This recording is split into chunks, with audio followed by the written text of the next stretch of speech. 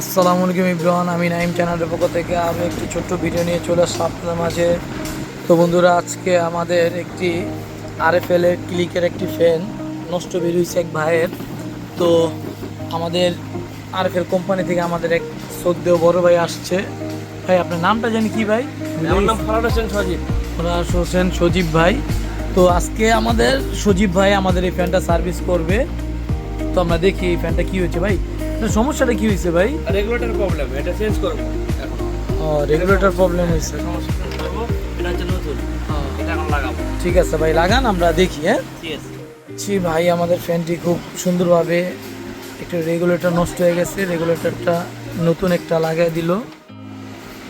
Complete ভাই, আপনাকে অনেক অনেক ধন্যবাদ ভাই। যাক, আমাদের ফ্যানটা ঠিক হয়ে গেছে।